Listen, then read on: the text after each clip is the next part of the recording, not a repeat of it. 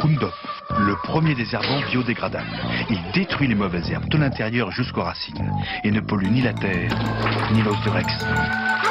L'objectif que j'ai accepté de venir ici aujourd'hui, c'est premièrement, je pense qu'on a des problèmes avec le glyphosate au Québec, mais qu'on ne le voit pas encore. Vous allez voir, quand je fais ces présentations-là, il y a des fois des professeurs qui m'interpellent et disent « Ah oui, je comprends. Il y a quelque chose qui comprenne, ça allume des lumières. » Donc moi, mon objectif, c'est montrer un peu comment ça procède, le glyphosate. C'est un herbicide parmi tant d'autres. Hein. C'est pas l'herbicide à abattre, ni celui à promouvoir, mais tout herbicide qui ont tous des effets sur le terrain, hein, vous le savez. Si on recule de 20 ans, on va parler de l'atrazine, ça s'est fait comme un miracle, c'était assez miraculeux, mais aujourd'hui, on a réduit énormément les quantités d'atrazine, hein, parce qu'on a trouvé, suite aux études, des effets négatifs sur, entre autres, les grenouilles, entre autres, des problèmes au niveau hormonal. Bon, je pense que les glyphosates, il commence à avoir beaucoup d'études qui se font là-dessus, beaucoup de choses qui sont remises en question, beaucoup de choses sont questionnées et questionnables. Est-ce que c'est un sujet délicat? Puis moi, je m'assure tout le temps de vous donner les références des chercheurs qui ont fait ces constats-là. Et si vous partez d'ici avec un discours que je vous demande de faire, c'est de référer aux auteurs que je vous aurai, entre autres M. Huber, M. Kremer, Dr. Huber, Dr. Kremer, c'est deux que je vais vous présenter au cours de ma présentation. Le dossier sur les glyphosates, c'est comme bien d'autres herbicides, on travaille avec ces produits-là. Et sans trop être préoccupé, sur le terrain, on ne voit pas nécessairement ce que les publications nous ont annoncé, un peu comme catastrophique. Là. Ceux qui ont peut-être vu ou pas vu Dr. Huber. En 2009, il y a eu une publication européenne dans le European Journal of Agronomy. Je suis resté un peu estomaqué en lisant ce qui était là-dedans. Mon intervention à moi, c'est de rester le plus scientifique possible, un peu comme le Dr. Huber fait dans ses présentations au cours de l'hiver, à laquelle j'ai assisté déjà. Je vais vous le présenter un peu tout à l'heure. Donc c'est ça, dans cette publication-là, dans l'European Journal of Agronomy, quand j'ai commencé, j'ai passé à travers le document au complet, j'ai resté très estomaqué, et là j'ai commencé à fouiller un peu, puis de la littérature sur le glyphosate sur Internet. Je pense qu'on pourrait passer 2 semaines ici à plein temps, puis on n'aurait pas fait le tour encore, dans le sens qu'il y a énormément d'informations, il y a énormément de critiques, il y a énormément de débats. Et moi, je vais me concentrer vraiment sur la partie agronomique, les préoccupations agronomiques, et qu'est-ce qu'on veut bien peut-être changer de pesticide parce qu'il y a une problématique avec le glyphosate, mais on va le remplacer par quoi? Puis au Québec, c'est 65% des herbicides agricoles qui sont maintenant du glyphosate, donc c'est un herbicide qui est très populaire. Le plan de la présentation, je vais vous donner quelques statistiques. Comment fonctionne le glyphosate? C'est ça, au cours depuis 1996, glyphosate, il y a beaucoup de gens qui sont soumis à travailler avec cette molécule et maintenant on sait beaucoup plus comment elle fonctionne. C'est intéressant, quand moi j'ai embarqué dans ces lectures-là, j'ai appris beaucoup là-dessus. On va parler du European Journal of Agronomy. C'est une publication qui est sortie, c'est une publication spéciale du European Journal of Agronomy qui traite essentiellement du glyphosate en Europe. Je vais vous présenter 2 auteurs particulièrement, le Dr. Kremer, qui est un microbiologiste des sols dans l'Université du Missouri aux États-Unis, et le Dr. Huber, qui est le phytopathologiste à l'Université de Purdue. C'est un phytopathologiste retraité. Et on continuera avec l'accumulation du glyphosate dans le sol, la désorption. Donc, désorption, c'est relargage du glyphosate à partir des particules de sol sur lesquelles le glyphosate s'est fixé. Bref, brièvement, la résistance des mauvaises herbes, il y a une problématique qui se construit aux États-Unis qui commence à être très préoccupante. Donc, quelques statistiques, j'ai remis à jour ma présentation. En 2011, il y a le bilan des ventes des pesticides au Québec qui est sorti. Donc, c'est ça, le bilan des pesticides et les acides phosphoniques qui sont des glyphosates et dérivés sont les pesticides agricoles les plus vendus en 2008 avec 45% des ventes des pesticides agricoles. Et ça représente 64% des herbicides. Donc, 64% des herbicides agricoles au Québec. Si on compare avec les États-Unis, on est une goutte dans la mer. Aux États-Unis, on parle de vente totale de 86 millions de kilos, alors que nous, on parle de 1,5 million de kilos. Et c'est ce qui fait dire souvent à beaucoup dans le milieu agricole au Québec que ce ne sera pas à nous de régler le problème des OGM, ce ne sera pas à nous de régler le problème du glyphosate. Regarde, ça va se passer aux États-Unis bien avant que ça se passe ici, donc les gens, ils s'en préoccupent pas trop. Il y a beaucoup, je dirais, on y va, puis on n'est pas leader dans ces domaines-là, et probablement avec raison aussi.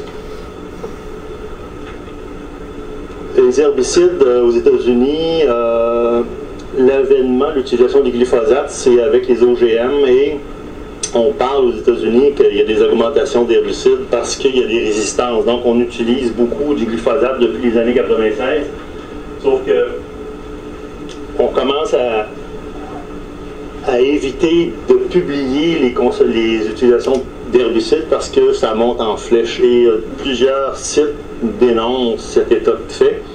Et vous allez voir, parce qu'à ce temps, avec les résistances, on ne peut plus cultiver les cultures de maïs, soya, coton, canola avec seulement du glyphosate, parce qu'il y a tellement d'espèces de mauvaises herbes qui sont devenues résistantes, donc qui ne meurent pas suite à l'application d'herbicides. Donc on met des glyphosates à combinaison avec un autre herbicide. Donc on est rendu que, donc au lieu de commencer à publier puis d'alerter les gens, c'est qu'on évite de publier les bilans de pesticides. Ce qu'on voit au Québec, c'est ça ici, c'est que l'augmentation est assez importante. En 2008, ça dépasse les ventes 92, qui était l'année de référence. Il y a eu des améliorations, mais on a des augmentations, puis ces augmentations-là sont autant dans les herbicides que dans les fongicides et les insecticides, parce qu'on va voir tout à l'heure que le glyphosate fait en sorte que les cultures sont plus malades qu'elles étaient auparavant. Donc, on commence à utiliser des fongicides dans les céréales, des fongicides dans le soya et des fongicides dans le maïs. Donc, au Québec, on a un potentiel de 800 000 hectares. Et c'est, je dirais, assez préoccupant de voir qu'il y a des réponses positives au traitement fongicide. Parce que les grandes cultures, essentiellement par le passé, on ne mettait que des herbicides. Contrairement en Europe, où la pression phytosanitaire elle est beaucoup plus énorme, beaucoup plus élevée qu'au Québec. Au Québec, on utilisait presque exclusivement des herbicides, occasionnellement des insecticides. Dans le maïs, c'était jugé non économique de le faire. Dans le soya, à cause du puceron qui sont arrivés, on a commencé à en utiliser en 2005. Mais de plus en plus, là, on a des essais, des résultats positifs avec des fongicides, parce qu'il y a aussi tout l'avènement de la recherche. On découvre des nouvelles molécules, et des molécules qui sont applicables, on dit, qui sont relativement peu dommageables pour l'environnement. Donc, on les utilise, on les essaie, donc on en a pour les céréales, on en a pour le soya et le maïs. Et quand on considère que peut-être le glyphosate est à la source de cette augmentation-là, ça commence à doubler nos préoccupations. Donc vous voyez ici, le glyphosate a remplacé d'autres herbicides qui étaient utilisés au cours des années. Donc on voit la décroissance de l'atrazine, entre autres, qui est en jaune, puis on voit la croissance du glyphosate. On commence depuis, vous savez, depuis 1996 qu'on a des OGM au Québec. Les superficies ont commencé à prendre de l'ampleur autour des années 2000-2001. Et dans les rapports, on commence à retrouver dans les rivières les produits glyphosate et les produits de dégradation qui sont là, AMPA. Produits de dégradation qui, somme toute, est aussi, sinon plus toxique que le glyphosate lui-même. Cette photo, techniquement, quand c'est sorti dans les premières années qu'on a commencé à trouver du glyphosate dans les cours d'eau, tout le monde s'est posé un peu la question dans le milieu agricole, parce que quand le glyphosate a sorti, la promotion qui en était faite, c'est que c'était le premier herbicide biodégradable. Hein? Et ça, je crois que c'était une stratégie très efficace du promoteur, parce que les producteurs l'ont adopté. Et normalement, ils ne devaient pas se retrouver dans les rivières parce qu'ils devaient se dégrader rapidement dans le sol. Alors que après 17 ans, on se rend compte que c'est faux. Donc, évolution des superficies totales ensemencées au Québec en culture OGM, canola, maïs, soya. Donc, si on regarde la dernière colonne, on est à 400 000 hectares par rapport à 620 000 hectares potentiellement ces trois cultures-là, ce qui fait 62% des cultures. 62% OGM, c'est pas tout des Roundup Ready, c'est pas tout avec des glyphosates. Le soya, à 49% des surfaces sont en Roundup Ready. Le maïs, 70%, là-dedans vous avez possiblement un 30% qui c'est du BT. Si on regarde en comparaison les superficies américaines, on a le soya, c'est 95%, et c'est tous, comme chez nous, des herbicide tolerant. 91%. Le maïs, 85% OGM, donc 68% sont Roundup Ready. Les superficies américaines, c'est ça, nous on parle dans grande culture de maïs, par exemple, on fait 400 000 hectares dans les grosses années. Cette année, c'était 350 000 hectares. Aux États-Unis, on parle de 35 millions d'hectares. Donc, ce qui se passe ici aujourd'hui, c'est rien.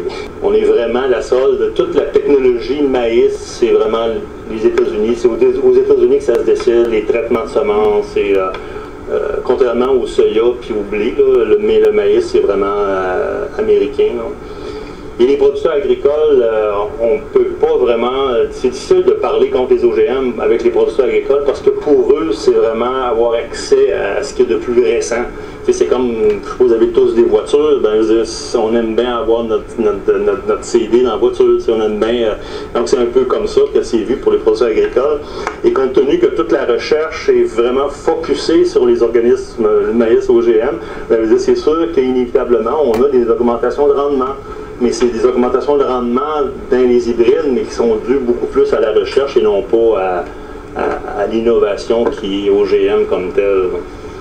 OK. Maïs grain, on est à peu près à 75% des surfaces. Puis canola, ça n'a pas changé beaucoup, là, ça fait longtemps que... Donc, les avantages de la technologie Roundup Ready, j'en ai glissé quelques mots, mais un des gros avantages, c'est que c'est très économique. C'est une molécule qui est vraiment pas chère à produire. Elle a été, d'autant plus qu'en 2000, Monsanto, son brevet s'est terminé après 15 ans. Ça a été mis en marché, breveté, mis en marché 96, et en 2000, on a commencé à avoir toutes sortes de produits, entre autres de Chine, qui étaient... Donc, c'est un produit qui est très, très, très économique à utiliser. Donc, pour les producteurs, c'est un gain quand tu as plusieurs hectares de production. La Civette, le semi-direct, ça, c'est un côté un peu plus difficile à traiter, dans le sens que ça favorise le semi-direct, puis le semi-direct, oui, ça contrôle l'érosion des sols, puis oui, la vie du sol augmente. C'est-à-dire, on a une meilleure vie microbiologique, biologique, vers de terre, dans des semi-directs. Puis on utilise du glyphosate. Donc, on pourrait penser que c'est contradictoire, mais rapidement, je peux vous dire que le glyphosate ne va pas tuer les micro-organismes du sol, va juste changer. Puis c'est vraiment ce que souligne M. Dr. Huber, c'est qu'il va favoriser des organismes qui sont plus pathogènes pour les cultures. Il va dire la respiration, maintenant tu fais un test de laboratoire pour la respiration du sol pour voir si les sols traités au glyphosate sont moins vivants qu'un sol non traité. Ben, il n'y en a pas de différence. Parce qu'il y a autant de micro-organismes dans un sol traité qu'un sol non traité. Sauf que les micro-organismes dans le sol traités au glyphosate, ils sont sélectionnés ils sont plus virulents pour les cultures, puis les organismes, comme par exemple les organismes qui fixent l'azote de l'air, ben, les glyphosates est toxique. Donc, on remplace les micro-organismes par d'autres organismes qui sont plus néfastes pour les cultures.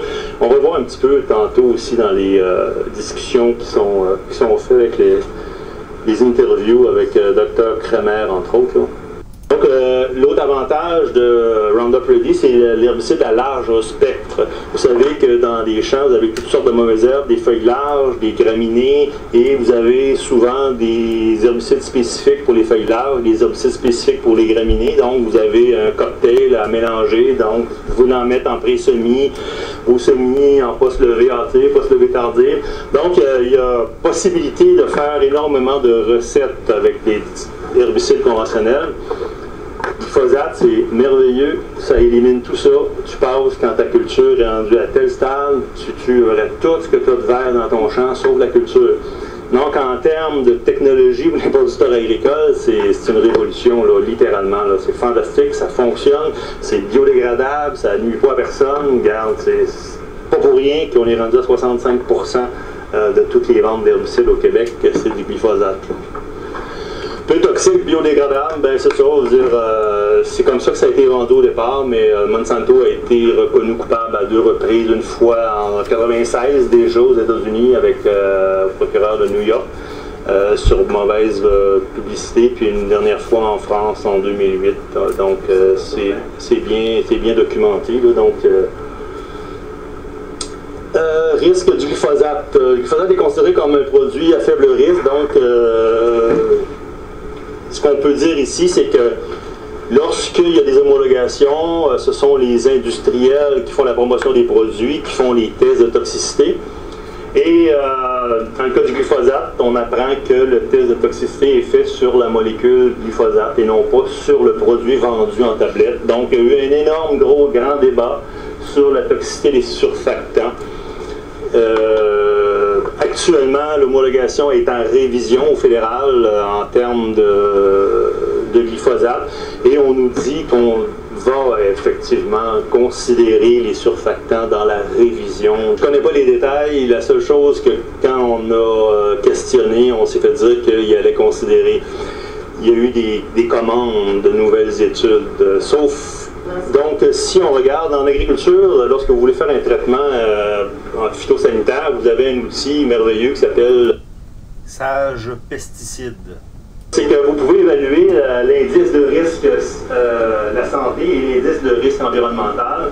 Et lorsque vous prenez le glyphosate tel qu'il a été homologué avec la toxicité sur la molécule, il n'y en a pas de toxicité, c'est très très faible. Là, on est à 22,6. Sauf que effectivement, c'est pas nécessairement le plus faible, mais c'est vraiment un des plus faibles au niveau de la toxicité dans ce cas-là.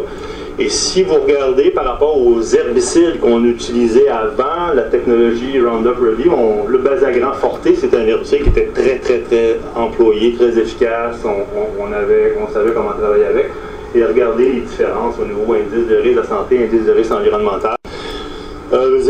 Si on s'en tient qu'à ça, c'est un gain fantastique par rapport au risque qu'on a. On a une amélioration vraiment. Sauf que là, même au niveau de l'Institut national de santé publique, sont à réévaluer la toxicité et ils veulent rehausser la toxicité du Roundup selon sa formulation. Il y a un excellent document qui fait le débat, c'est celui-ci, Roundup and Birth Defect. C'est un excellent document qui vient de sortir au niveau de la polémique, au niveau des organismes de réglementation, qu'est-ce qu'ils acceptent, qu'est-ce qu'ils n'acceptent pas. Si vous voulez connaître un peu le débat au niveau des effets tératogènes, ça vient de sortir, c'est excellent. Le débat est intéressant. Mais c'est pas d'hier. Déjà en 2008, on commençait à avoir des effets. Mais National Cancer Institute a été fait en 2008 à Ottawa. Donc eux autres, ils faisaient déjà des liens avec le glyphosate.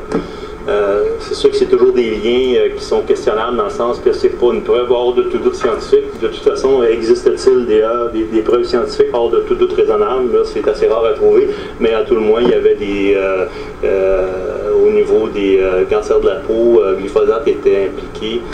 Puis les autres. Ben, je ne l'ai pas mis le premier parce que c'est le pire, là. Je l'ai mis le premier pour le mettre en évidence. Puis, ce que je trouve, peut-être une petite parenthèse ici, ce que je trouve intéressant, comme je vous dis, quand ça a été publicisé, puis je fais ces présentations-là aux producteurs, avant d'en arriver là, je demande aux producteurs dans la salle, c'est quoi l'herbicide, c'est quoi les produits phytosanitaires, selon vous, qui sont vraiment les moins dangereux?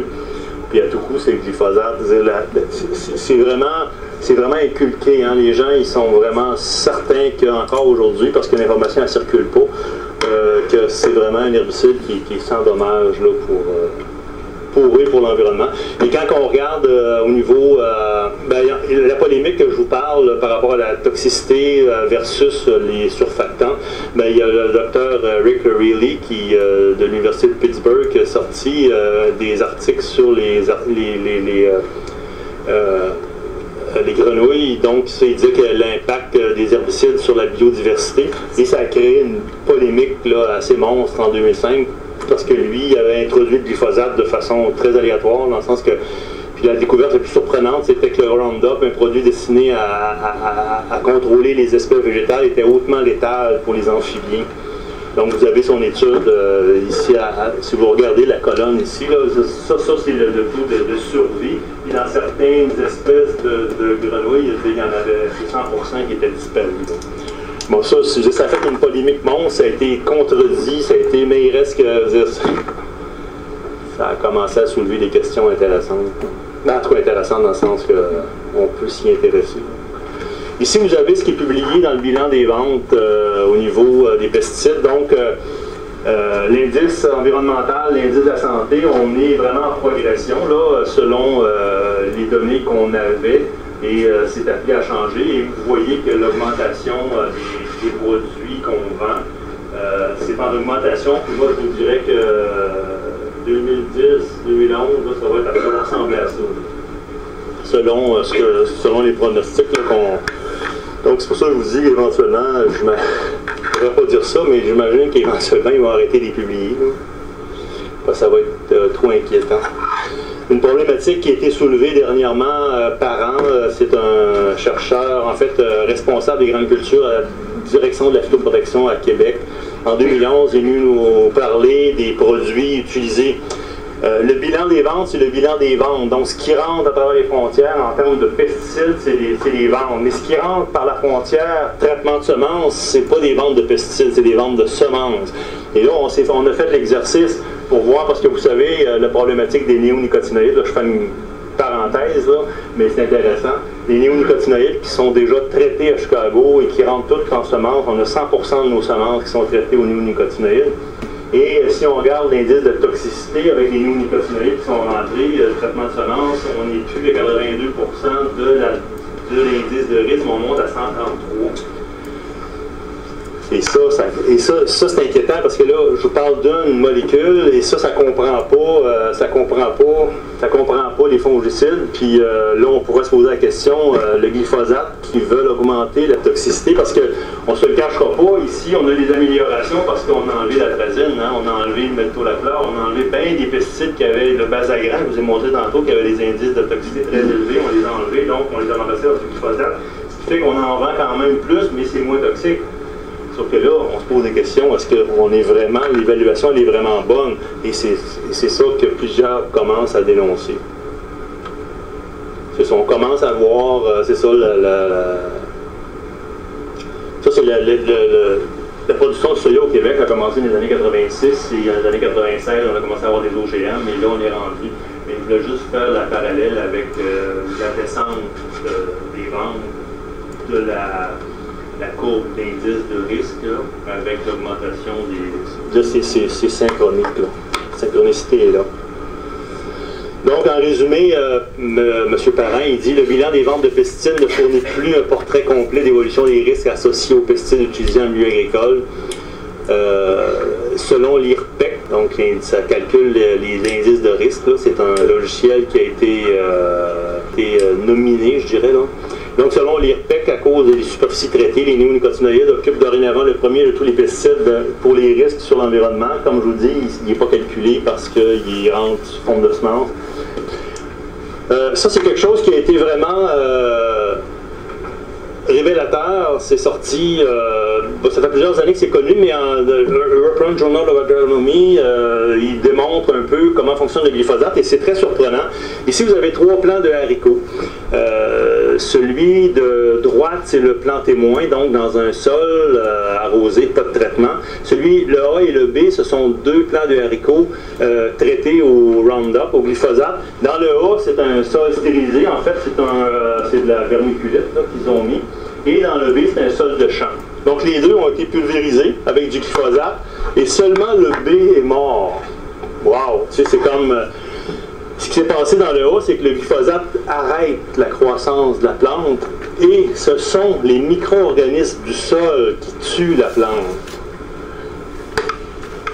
Quand on commence à comprendre ça, comment ça fonctionne, là, on comprend tout ce qui s'en vient après au niveau de l'augmentation des pathogènes dans le sol. Qu'est-ce que vous venez de faire, là? C'est que vous donnez de la nourriture gratuite aux pathogènes qui sont déjà dans le sol et qui vont se construire pour aller attaquer la plante qui, elle, n'a plus de défense. C'est ça qui se passe. Donc, si on comprend ça, on est capable de dire « Ah, mon Dieu, on s'en va vers une augmentation de maladie, vers une augmentation de la virulence, parce que les pathogènes, eux autres, ils sont en pleine croissance. » Ici, on parle du pythium, là. Donc, la compréhension de comment fonctionne le glyphosate. Le glyphosate vient bloquer l'enzyme qu'on a ici, le EPSPS, qui lui sert à produire en aval une foule de produits biologiques qui servent entre autres à la défense des plantes et à la croissance, donc des hormones de croissance ici, les phytohormones. Vous avez ici la lignine aussi. Vous avez... bon, je ne le lirai pas parce que ça va être trop long, mais vous avez de la lignine, puis vous avez ici des phytoalexines. On va y revenir un petit peu plus tard, là, mais c'est juste pour vous montrer que c'est vraiment dans l'aval. Donc, la matière active à effet herbicide glyphosate se lie avec le PSPS, l'enzyme, et inactive cette enzyme essentiellement dans la voie biochimique du shikimate qui est nécessaire à la synthèse de métabolites aromatiques chez les végétaux, y compris les acides aminés essentiels comme la phénylalanine, la tryptophane et la tyrosine, ainsi que des produits qui sont en aval et qui interviennent comme stimulateurs de la croissance des végétaux, l'acide indole acétique, ainsi que des composés jouant un rôle de défense chez les plantes qui sont les phytoalexines. Mais le glyphosate a de multiples effets indésirables qui agissent en synergie sur la santé et la productivité des cultures qui s'étendent bien au-delà de l'installation dans l'écosystème des sols et de l'environnement au sens large. Le caractère génétique de tolérance à l'herbicide repose sur l'incorporation de l'EPSPS provenant de la bactérie du sol Agrobacterium tumefaciens qui est insensible au glyphosate. Par conséquent, le glyphosate est absorbé par les plantes tolérantes à l'herbicide et puis transféré vers les parties en croissance, les racines et les pousses. Le glyphosate est même exudé dans la rhizosphère. La rhizosphère, c'est la partie du sol qui entoure les racines. Cette matière active peut aussi affecter la communauté des micro-organismes du sol et des cultures subséquentes qui seront installées dans le sol. Le chemin métabolique qui est bloqué à ce niveau-ci. Et il y a accumulation du shikimate au niveau de la plante. Donc le shikimate dans la plante, c'est vraiment une signature que votre problématique, si vous faites analyser votre plante, que c'est vraiment causé par du glyphosate. Une autre chose importante au niveau du glyphosate, c'est son pouvoir de chélation. Donc le glyphosate a été d'abord homologué en 60 comme étant un puissant chélatant. Donc chélatant, ça veut dire que ça se lie aux métaux lourds, entre autres, et ça le rend inaccessible, donc ça l'immobilise, ça le rend inerte. Et le glyphosate, ben, il va en chercher plusieurs. C'est pas exceptionnel qu'un herbicide ait une fonction chélatante au niveau des éléments mineurs, sauf que le glyphosate, lui, il ramasse tout. Okay? Donc, c'est là que ça produit son effet herbicide très puissant.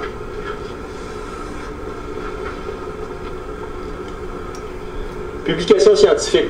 Donc, European Journal of Agronomy, sorti en 2009.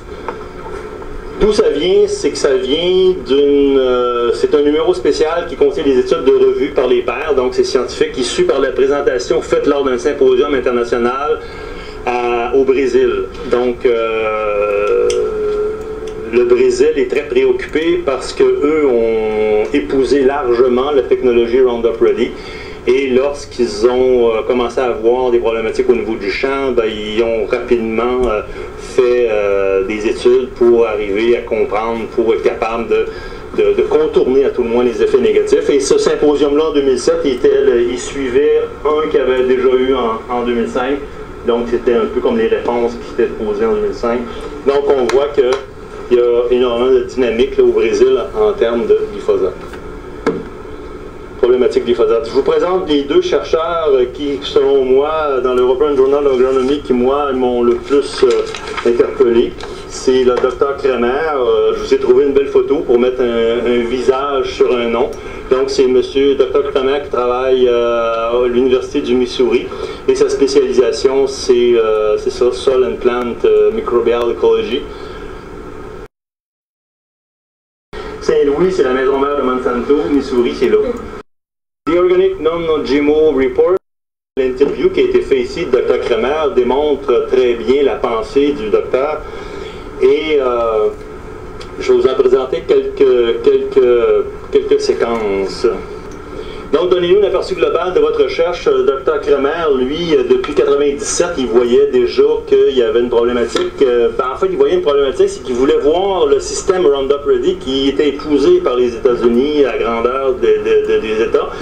Lui, il voulait voir les répercussions sur les nématodes. Les nématodes dans le soya, c'est un petit ver qui s'associe aux racines et ça a des conséquences très, très néfastes sur les rendements. C'était vraiment une plaie.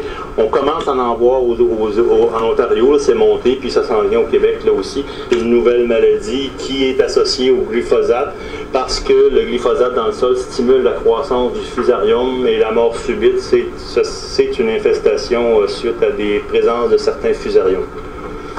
Donc, Dr Kremer, il a fait plusieurs recherches, puis lui, il dit qu'au niveau des conséquences des bactéries du sol, le principal problème qu'il voit, lui, qu'il pense, c'est au niveau des rhizobiums. Les rhizobiums, c'est des bactéries fixatrices d'azote. Et quand tu parles de soya, ben, si tu fallait produire l'azote pour fertiliser le soya, c'est des montagnes, c'est 200 kg à l'hectare qu'il faudrait mettre dans la production de soya, alors que là, elle le fixe tout seul. Et on commence à voir au Québec que, en tout cas, moi, je présume qu'on a certaines problématiques parce que l'an passé, déjà, les conseillers m'arrivaient avec des plants de soya qui n'étaient pas, n'avaient pas de nodules dessus, donc fixation d'azote moins importante. Là. Et que pouvez-vous dire de la recherche qui démontre une augmentation de l'incidence de fusarium dans l'utilisation des cultures de Roundup Ready? Lui, on va le voir un petit peu plus tard, là, mais c'est ça, lui, il a fait des études de champ, puis c'est évident pour lui qu'il y a une augmentation. Et à long terme, les impacts, bien ça c'est intéressant parce que ça revient un peu à ma plante tout à l'heure, c'est que, disons, on voit déjà des mauvaises herbes résistantes, mais si nous continuons à utiliser du glyphosate toujours dans les mêmes champs année après année, ce n'est qu'une question de temps pour qu'on voit apparaître dans le sol une flore microbienne plutôt néfaste aux cultures. Donc, il y a vraiment un build-up d'organismes néfastes. L'utilisation du glyphosate stimule les pathogènes durant la saison de croissance. Puis si tu l'utilises une fois pendant 5 ans, gars, c'est pas grave, ton sol il va se rééquilibrer après. Puis tes organismes pathogènes, ben, ils n'ont pas naturellement l'avantage sur les autres. Donc, il y a une compétition qui se fait et ça va se rétablir. Sauf que, par la suite, leur nombre redescend à des niveaux normaux. Mais le problème, c'est que là, on utilise le glyphosate sur 65%, puis aux États-Unis, c'est 45%. Donc, c'est énormément. Donc, ça, éventuellement, il pourrait s'établir de façon de plus en plus permanente. Donc, c'est ça, tantôt, je vous disais, quand on comprend comment le glyphosate fonctionne, ça nous permet de comprendre que oui, on peut bâtir ce genre de problématique-là.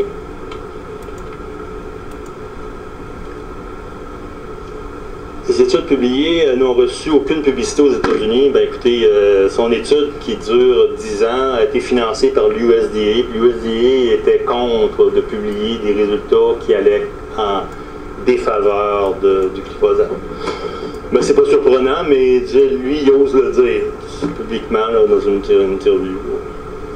Donc, suite aux applications du glyphosate, ça c'est son étude, la fréquence d'augmentation du fusarium sur les racines a été significative à chaque année et sur tous les sites. Et souvent, quand vous faites le débat, on va vous dire « Ah oui, mais les résultats, c'est souvent fait, c'est en laboratoire, donc c'est pas applicable au champ. » Mais Dr Kremer, c'est un gars de champ. Il travaille sur le soya, sur le maïs, et c'est fait dans des études de champ, et c'est 10 ans, et c'est ça. Donc, c'est un argumentaire qui tient pas, là. Et lorsqu'il donne... oups, c'est ça, je fais du bon bord. Donc, les résultats, les premiers résultats qu'il donne au niveau du soya, ici, ce que vous avez, c'est que lui, ce qu'il fait dans cette étude-là, c'est que Il a fait des essais au champ avec traitement glyphosate, pas glyphosate, et là, il est allé chercher les racines, il les a lavées, il a stérilisé la surface pour être sûr de ne pas avoir des organismes du sol. Et là, il a pris les petits bouts de racines, il les a mis dans des plats de pétri pour voir. Là, il a calculé les nombres de fusarium, les colonies de fusarium qui sortaient. Donc, ça veut dire que c'est la racine, elle est infectée par le fusarium. Dans le cas du soya, aussitôt que c'est pulvérisé avec du glyphosate, il y a une augmentation. Dans le maïs, c'est la même chose, il y a une augmentation. Donc, c'est une preuve, c'est une étude intéressante, là. Dans les céréales, blé et orge, vous avez le Dr Fernandez, l'Agriculture Canada, dans l'Ouest canadien. Elle fait une association avec l'utilisation du glyphosate avec la maladie Fusarium Head Blight. Donc ça, c'est la maladie qui produit du gum. Donc c'est une mycotoxine qui est hyper réglementée en alimentation humaine et animale, très toxique. Et donc, lorsqu'il y avait le nombre, elle a fait des études sur le... C'est ça, elle prenait comme information le nombre de fois que le glyphosate était appliqué sur les 3 années précédentes sont suivies. Et lorsqu'il n'y en avait pas de glyphosate, il y avait un taux de pourcentage d'infestation de 4,2. Lorsqu'il y avait 1 ou 2 applications, ça montait à 6,4. Lorsqu'il y avait 3 à 6 durant les 3 années précédentes, ça veut dire au moins 2 par année, là ça montait à 12. Donc il y a vraiment une incidence significative. Elle dit aussi que l'augmentation de la fusarium n'est pas nécessairement juste due au glyphosate, mais aussi avec le fait de laisser les résidus en surface. Donc, il y a une augmentation significative, le fait d'augmenter, laisser les résidus en surface. Mais lorsque on combine ça avec des cultures à air, là, elle parle de quelque chose qui est vraiment très très haut en termes d'incidence. Ici, vous avez, Dr Kramer nous dit que ce qu'il appréhendait, c'est de voir des développements de souches de pathogènes plus virulentes. Je suis tombé un petit peu par ici par hasard. La Commission canadienne des grains a fait une étude de 1998 à 2004 et ce qu'ils observent, c'est qu'il y a un développement d'une souche de fusarium qui est beaucoup plus virulente et qui produit beaucoup plus de toxines. Mais ils disent pas que c'est relié à l'utilisation du glyphosate, là, mais c'est comme à un moment donné, tu te dis, ouais, tu commences à faire la connexion entre les informations, tu te dis, ben, peut-être que ça a une incidence, mais c'est pas la conclusion qu'ils en font. Donc, c'est ça au niveau des souches, là. On observe, puis c'est beaucoup plus dans l'Est que dans l'Ouest, là. Ici, vous avez une autre étude brésilienne, Zobiol, qui et même des résultats semblables au niveau du fusarium lorsqu'il y a application de glyphosate. Les doses sont là. La dose agronomique, là, c'est à peu près ici qu'on peut retrouver c'est ça, 2 litres hectare. Fusarium, la colonie, au niveau de la présence des fusariums, des pathogènes au niveau des cultures, augmente avec l'utilisation, l'augmentation de la dose de glyphosate. Et en contrepartie, il a fait les études au niveau des pseudomonases, des MN reducers, puis des hormones qui stimulent la croissance de la plante. Donc ça, ce sont des antagonismes au fusarium. Et lorsque le glyphosate est utilisé, les organismes qui sont positifs diminuent et les organismes qui sont négatifs, dans ce cas-ci, augmentent.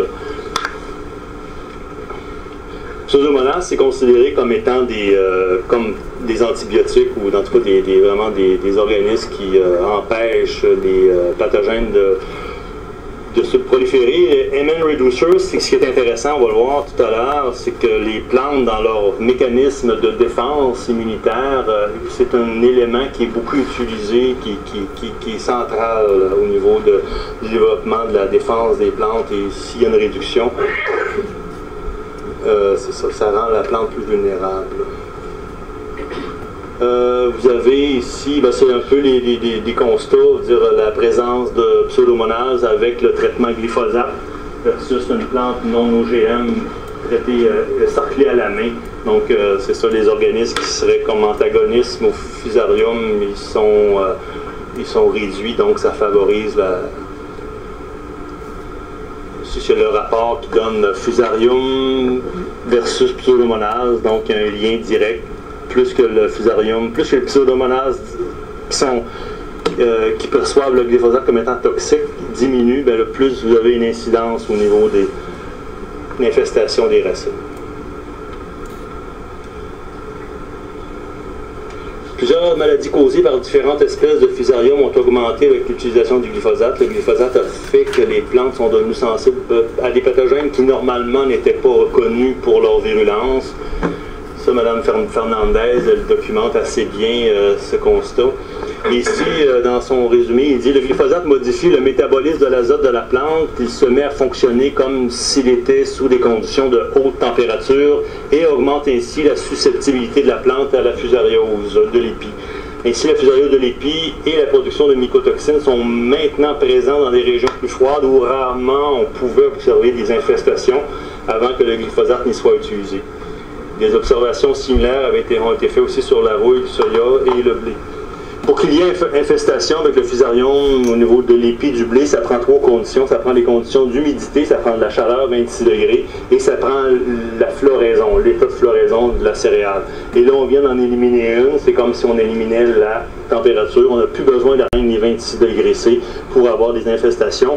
Et la fusariose au Québec, c'est un problème chronique. On est en train de mettre la hache dans la production de blé au Québec à cause de la fusariose. Et est-ce que c'est lié au glyphosate? Personne ose dire que c'est lié au glyphosate parce qu'on n'a pas de microbiologiste au Québec, on n'a pas de chercheurs, on se fie un peu sur ce qu'on voit, mais la réalité dans la culture du blé, c'est qu'on est en train de mettre la hache dans la production de blé au Québec. Puis, contrepartie, dans la production de blé biologique, on n'en a pas de problème de fusariose. C'est comme, si on fait la connexion des points d'information, il y a un lien qui est intéressant à faire.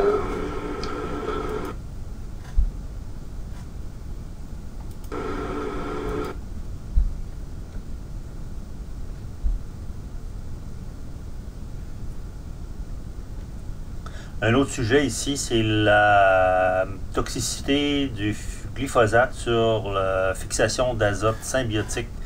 Donc, Dr. Huber, dans son article, en présente un cas dans la région de Palouse. Ça, c'est dans l'État de Washington, Idaho, Oregon. Là, ça couvre les 3 régions. C'est une région historique pour la production de pois de lentilles et le blé sur les lomes profonds caractéristiques de cette région.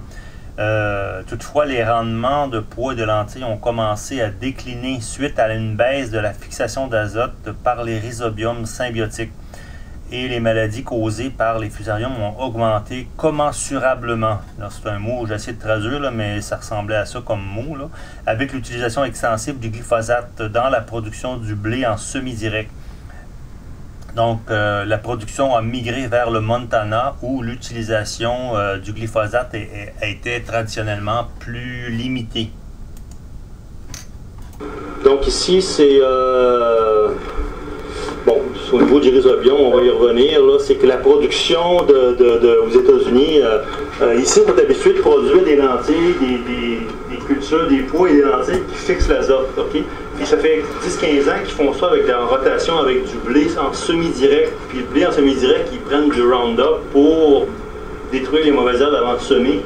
Et là, la production, elle a tellement baissé, parce que là, l'antagoniste du glyphosate avec le symbiose qui fixe l'azote, donc la production des légumineuses diminue et devient non économique dans certaines régions, et là il se déplace vers le Montana, dans des régions où traditionnellement on n'utilisait pas de glyphosate.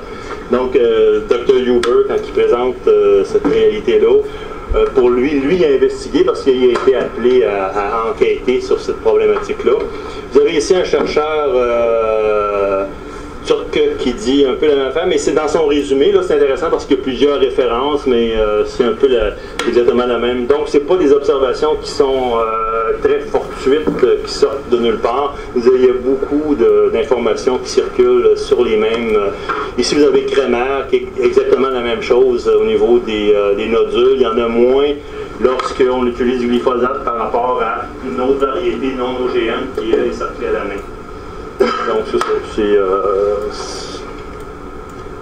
ici, Bzobiol, lui, est allé jusqu'à faire le décompte Donc ici, je suis rendu à vous présenter le Dr. Huber. Dr. Huber, c'est un phytopathologiste. Lui, il travaille aussi pas très loin de Saint-Louis. Il travaille à Lafayette, l'Université de Purdue. C'est un retraité. C'est un retraité qui a travaillé 40 ans, puis il a travaillé aussi avec les agences militaires dans les probablement bioterroristes, là, les menaces bioterroristes. Donc, je considère peut-être que c'est un homme de 76 ans qui a acquis un certain respect. C'est ce qui fait qu'aujourd'hui, il parle de ces problèmes-là. Il est à sa retraite, donc il n'a pas à se craindre pour ses projets de recherche. Puis il est respecté, donc on le laisse parler. Ce qui est intéressant, c'est ça. En fait, ici, vous avez un petit article. Je trouve ça intéressant parce que je l'ai rencontré, le Dr. Huber, c'est un bonhomme sympathique. Là, il nous raconte qu'il a 11 enfants, 29 petits-enfants. Puis pour lui, ce qu'il fait présentement à travers l'Amérique du Nord, c'est qu'il parle des problématiques. Puis pour lui, c'est un peu un testament de carrière qui est fait. Et il est très apprécié dans son discours parce qu'il est très rattaché, il est vraiment scientifique. Et c'est ça, je voulais juste peut-être souligner qu'on mentionne dans certains cas, comme s'il y a eu un standing ovation au Nebraska. Ça va être assez émouvant de... Donc c'est ça, ici, Dr. Huber, Purdue, il a documenté parce que c'est un phytopathologiste, donc il voyait les problématiques au niveau agricole. Au niveau santé, moi je rentre pas dans ces détails-là, santé humaine, santé animale, mais vous avez une lettre, Dr. Huber il a écrit une lettre au secrétaire de l'agriculture, Tom Vilsack, en janvier 2011, dans laquelle il essaie de sensibiliser les autorités américaines dans le but d'essayer d'empêcher l'homologation, à tout le moins de mettre un moratoire sur l'homologation des luzernes OGM. Luzerne OGM, juste faire une courte histoire, pourquoi que c'est un autre pas dans l'homologation des OGM? C'est parce que présentement, tous les OGM sont des cultures annuelles. Lorsqu'on parle de luzerne, on parle de cultures vivaces. Et si on met des cultures vivaces sur le territoire, on ne pourra jamais les retirer après. Et là, vous allez avoir une contamination d'à peu près tout ce qu'il y a comme luzerne en Amérique du Nord. Et les gens de fermes biologiques, ils dénoncent haut et fort ces homologations-là. C'est homologué aux États-Unis, c'est homologué aussi au Canada. Est-ce qu'il va s'en semer? C'est pas certain. Mais c'est sûr que l'homologation est passée. Donc c'est ça la lettre, elle est accessible sur Internet. Vous avez ici le Dr. Huber, il y a une excellente interview sur sa problématique, parce que lui, en tout cas, il a été interpellé dans des problématiques au niveau vétérinaire, parce que les vétérinaires américains dans les élevages, ils s'aperçoivent que les bovins avaient des avortements plus élevés que par le passé et des infertilités. Et Dr. Huber et les vétérinaires, pour eux autres, la problématique vient du glyphosate. En tout cas, vous pourrez vous informer, mais c'est une excellente interview. Vous tapez sur Google. Donc, puis ceux autres qui ont mis la main sur un nouvel organisme là, qui serait relié à ces cultures-là. Donc, lui, c'est ça, ça fait 20 ans. Puis il a commencé à s'intéresser au glyphosate, en fait, parce que ça s'est un peu imposé à lui, parce qu'il voyait du piétin, des maladies dans le blé, là où on avait des cultures OGM utilisées avec du glyphosate.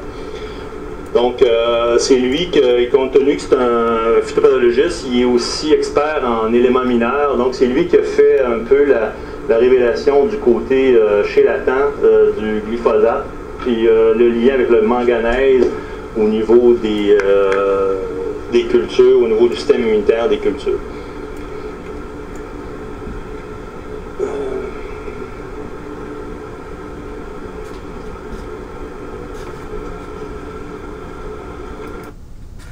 Le glyphosate tue les mauvaises herbes en s'attachant aux nutriments nécessaires pour maintenir actifs les défenses de la plante.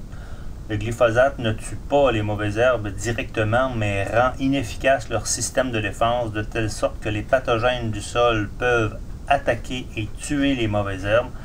Le glyphosate affaiblit complètement la plante, la rendant ainsi vulnérable aux champignons pathogènes indigènes. C'est une des raisons pourquoi nous voyons une augmentation des maladies des plantes. Le glyphosate rend la plante complètement vulnérable, ce qui stimule la virulence des pathogènes. Combien de maladies sont liées au glyphosate? Selon le Dr Huber, il y a une augmentation générale du nombre de maladies au cours des 15 à 18 dernières années. Et est-ce que la recherche a confirmé le lien entre le glyphosate et le fusarium? Selon le Dr Huber, il n'y a aucune ambiguïté pour lui, c'est fait. Il y a tout plein de données, comme il dit, qui le démontrent, et ça soulève des préoccupations pour la présence de toxines dans la nourriture. Bon. Ici, peut-être intéressant de mentionner que Dr Huber, lorsqu'il fait ses présentations, c'est pas quelqu'un qui est parti en guerre contre le glyphosate. C'est un peu, comme je vous disais tantôt, c'est un herbicide, puis si on produit du blé, si on produit du soya, du maïs, du canola, ben ça prend des herbicides, en tout cas dans le système agricole dans lequel on est aujourd'hui. C'est sûr que demain matin, on ne peut pas tout transférer biologique, là, ça serait impensable, c'est inapplicable. Ça prendrait 25 ans à le faire, possiblement. Donc, lui, il n'est pas en guerre, mais ce qu'il essaie de prévenir, c'est de dire, écoutez, on comprend comment ça procède, on comprend que là, présentement, il y a une surutilisation, puis que si on diminuait l'utilisation, puis si on diminuait les doses d'application, mais possiblement qu'on pourrait éviter beaucoup de problématiques. Et aussi, il y en arrive à la fin à dire, ben écoutez, on a besoin de recherche, là, c'est urgent, puis c'était inclus dans sa lettre au secrétaire de l'agriculture Vilsack aux États-Unis, là, en termes de besoin de recherche, là, avant d'homologuer davantage d'OGM. Donc, c'est ça, dans son étude, il y a les effets directs, les effets indirects. Les effets directs, ben écoutez, c'est une augmentation significative de la sévérité des maladies associée à l'utilisation répandue de l'herbicide glyphosate peut provenir d'un effet direct du glyphosate qui affaiblit les défenses de la plante tout en augmentant la virulence et les populations de pathogènes. Donc, on a vu un peu comment ça procédait. Indirect, ben, c'est le fait que ça chélate énormément de micronutriments, et les micronutriments sont impliqués dans plusieurs procédés métaboliques là, au niveau de la plante, au niveau du système immunitaire. Ça. Ici, je vous montre un petit peu des symptômes là, de carence en manganèse. Ça semblerait être le symptôme le plus probant. Donc, carence en manganèse, c'est que vous avez des feuilles de soya dont la nervure reste verte et l'internervure, le limbe, devient plus jaunacé. Vous avez aussi les symptômes dans le maïs. Là, ici, vous avez les carences en manganèse. Vous avez aussi ici carence en potassium. Ça, c'est probablement peu probable, mais c'est juste qu'il ne faut pas confondre. Et vous avez aussi en fer. Sudden Death Syndrome, c'est un peu le nervure reste verte, sauf que vous avez des nécroses qui apparaissent. Ici, vous avez une maladie qui a envahi le Midwest américain en 2010 de façon considérable à cause des pluies. Hein, ça a été favorisé par les pluies. On appelle ça la maladie de la mort subite, c'est le Sudden Death Syndrome. Je l'avais mis ici parce que les symptômes s'apparentent beaucoup à des carences de manganèse, mais là, quand on veut la diagnostiquer, c'est qu'elle perd ses feuilles, mais ce qui soutient le pétiole, ce qui soutient la feuille, il tombe beau. C'est ça qui est caractéristique quand on le voit. On veut le diagnostiquer parce qu'il y a plusieurs maladies qui font que les feuilles tombent, mais celle-là, les feuilles, le pétiole reste attaché. Donc ça, c'est des... Il y a aussi, c'est ça c'est très caractéristique, là, la petite mousse bleue qui se produit là, dans des cas sévères d'infestation. Quand tu as ça, c'est indiscutable. Là, on peut déjà voir, dans certains cas, sur les plantures.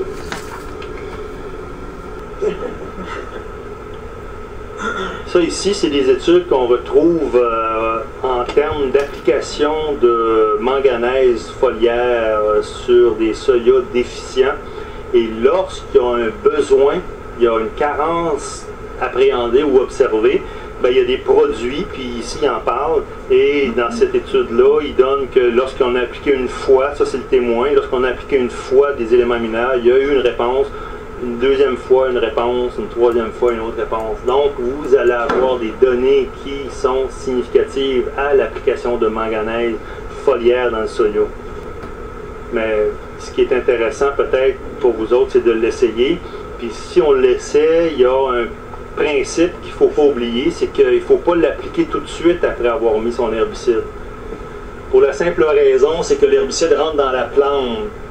Puis il y a beaucoup de molécules de glyphosate dans la plante. Si vous venez mettre votre manganèse et la plante l'absorbe, le glyphosate va déjà chélater votre manganèse. Donc il faut attendre une dizaine de jours pour que la plante excrète le glyphosate par ses racines au niveau du sol. Et là, vous venez mettre votre manganèse et s'il y en a besoin, là, il va remonter. C'est ça, ce qui vient de sortir en 2010 en fait. Purdue Weed Extension, ils disent que lorsque vous mettez du manganèse sur du soya qui n'en a pas besoin, vous pouvez avoir des réductions de rendement. Donc, faites pas ça à l'aveuglette, surtout pas. Ici, c'est une étude intéressante, Zobiol, sur des isolings. Isoling, ça veut dire que tu as une lignée de soya, une variété, puis tu as la même variété, mais avec le gène de résistance. Donc, c'est essentiellement des plantes identiques. Donc, dans l'isoling normal, non OGM, il y a, on évalue à 100% là, dans les quantités de manganèse et de zinc. Dans les variétés Roundup Ready, avant même d'appliquer du glyphosate dessus, on voit qu'il y a une diminution d'absorption, donc elle est moins efficace.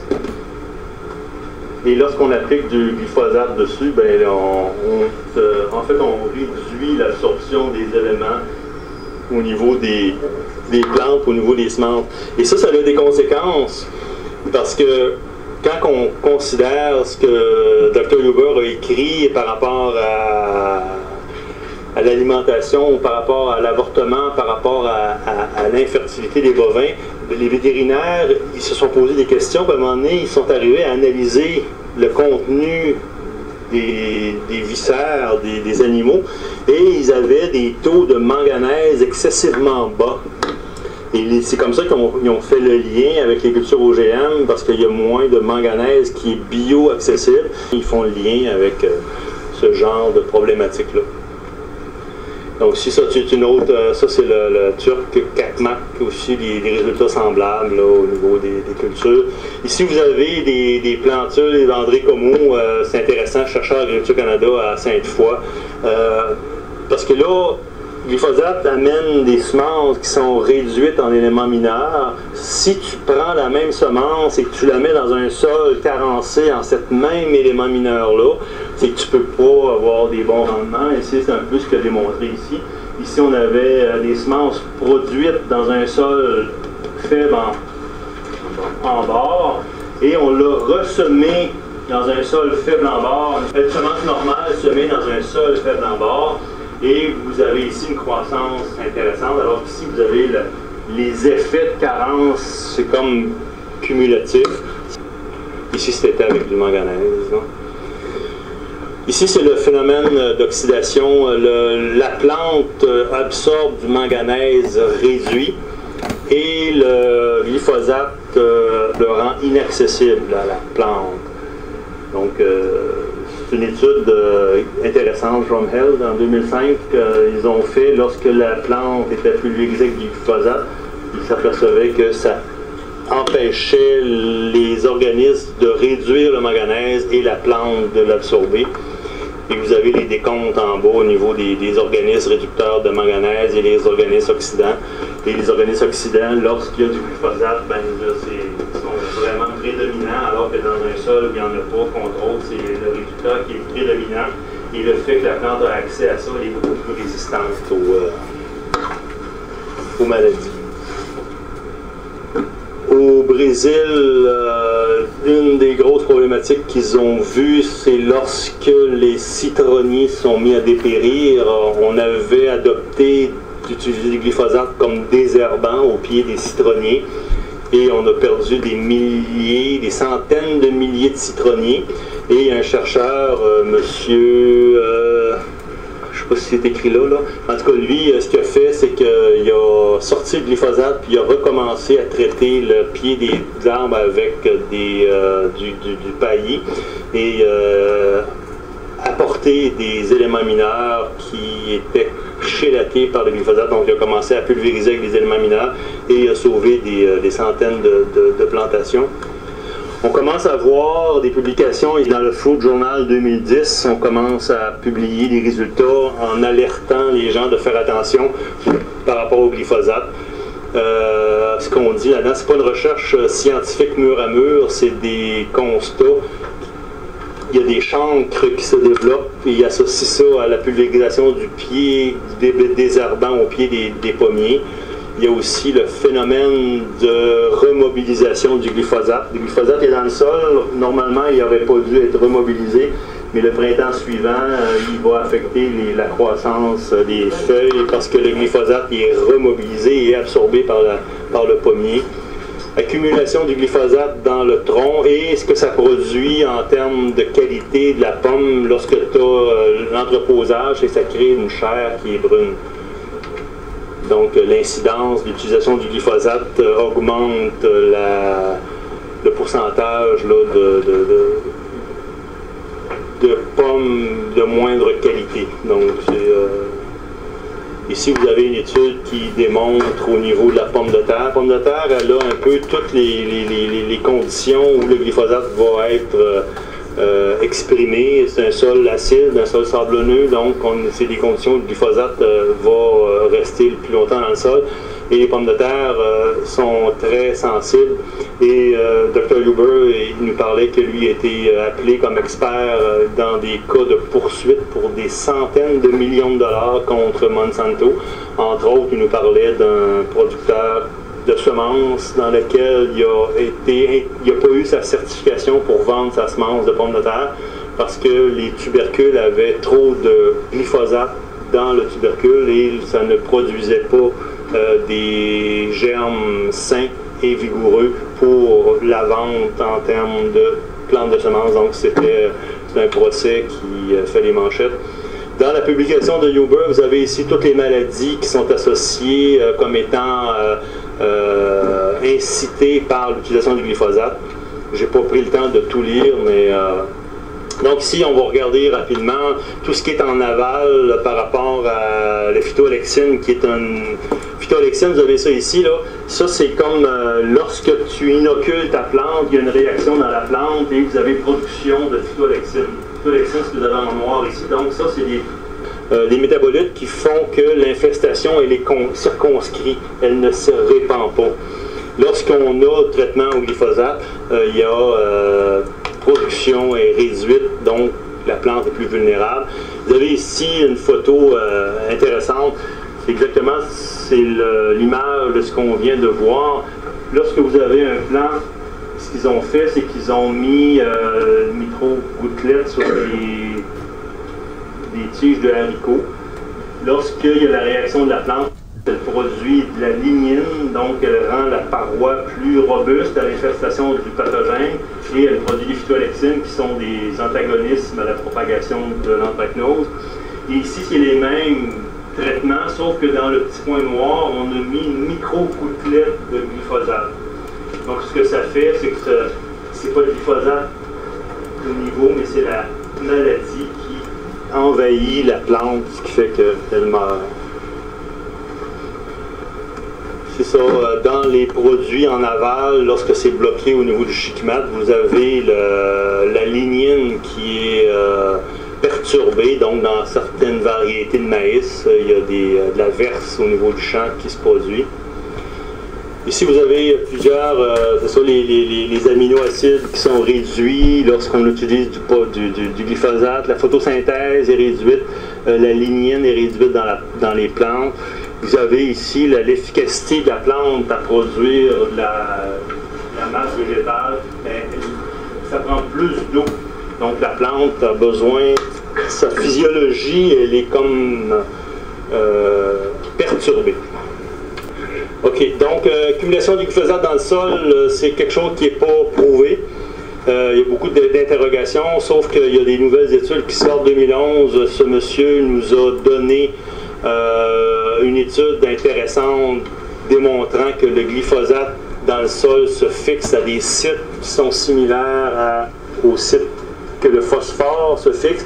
Et lorsque tu ramènes des quantités de fertilisants de phosphore tu vas déloger le glyphosate et là, le glyphosate va être accessible à la plante subséquente et il démontre les symptômes là, au niveau des cultures. En résumé, il a été démontré plusieurs fois que les phosphates compétitionnent pour les mêmes sites d'adsorption que l'herbicide glyphosate dans le sol. Mais curieusement, les conséquences possibles de ces interactions avec les plantes, c'est-à-dire la resolubilisation de résidus phytotoxiques du glyphosate dans le sol par une application d'engrais phosphatés ou par le mécanisme de solubilisation du phosphore par les racines, n'a pas été vraiment investigué. Nous avons évalué en serre le potentiel de remobilisation du glyphosate du sol par l'ajout de fertilisants phosphore en utilisant le soya comme bioindicateur cultivé sur 5 sols ayant des caractéristiques contrastées, avec ou sans glyphosate appliqué à 10 et à 35 jours avant les semis.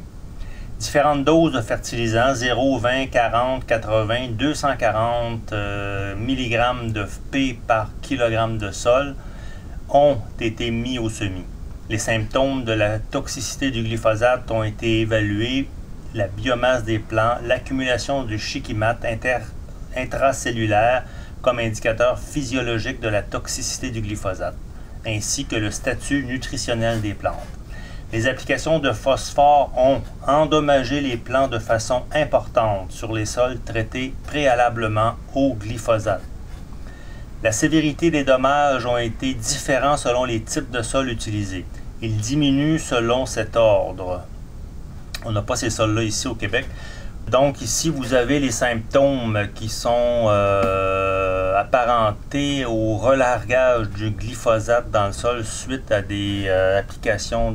Donc au niveau, c'est comme un retard dans la culture, augmentation, apparition de des anthocyanes, donc la coloration rouge du bas de tige des plants qui sortent de terre, inhibition du développement racinaire, retard dans la chute des cotylédons et retard aussi dans la croissance. Et il dit souvent que la problématique est plus au niveau racinaire qu'au niveau foliaire. Donc la réduction au niveau du témoin lorsque le traitement, la réduction de tous les éléments mineurs et la signature, comme le cas c'est vraiment le glyphosate, c'est la signature du shikimate qui s'accumule dans la plante. La résistance des mauvaises herbes, ben écoutez, ça c'est la Giant Ragwig, c'est une herbe à poux géante. Mais elle était déjà géante, mais elle est devenue résistante. Ils ne peuvent plus la contrôler et ça crée d'énormes problèmes aux États-Unis. Et c'est pas la seule. Ça a commencé déjà en 1998, aussitôt que les OGM sont arrivés en culture. On avait ici le Roundup, le soya puis le maïs, mais avec l'incidence de l'utilisation, on est rendu à 6, puis je pense qu'on est rendu à 12-13 espèces de mauvaises herbes qui sont résistantes maintenant. Donc, d'où l'utilisation croissante d'herbicides aux États-Unis. Si vous voulez prendre, ça c'est dans mes conclusions, si vous voulez prendre une étude pour voir un peu toute la problématique du positif, négatif, parce que le glyphosate n'a pas que des choses négatives, là, dans le sens que si vous utilisez du glyphosate, vous allez avoir une meilleure culture, c'est clair, vous allez avoir de la culture, sinon si vous ne mettez pas d'herbicide, vous n'aurez pas de rendement. Donc, ils font le tour assez bien du pour et du contre, là, parce que on ne peut pas demain matin mettre la hache dans ce produit-là, puisque c'est ce que M. Huber aussi démontre, là, que on peut contourner plusieurs des problématiques qui sont occasionnées par le glyphosate. Donc, je vous laisse avec cette dernière diapo, juste pour vous dire que on est un petit peu dans le brouillard avec le glyphosate. Ça va être intéressant d'avoir des observations, puis s'il y a des cas chez nous, on va essayer de les investiguer et c'est à suivre. Alors merci, puis s'il y a des questions, ben, ça va me faire plaisir d'y répondre.